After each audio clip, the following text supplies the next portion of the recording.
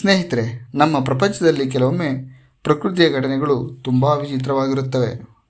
ಒಮ್ಮೆ ಕಲ್ಪನೆ ಮಾಡಿ, ಆಕಾಶದಿಂದ ಮಳೆ ಬೀಳುತ್ತದೆ. ಆದರೆ ಅದು ನೀರಲ್ಲ, ಕೆಂಪು ಬಣ್ಣದ ಮಳೆ. ಇದನ್ನೇ ಬ್ಲಡ್ ರೈನ್ ಅಂದರೆ ಕೆಂಪು ಮಳೆ ಅಂತಲೇ ಕರೆದರು.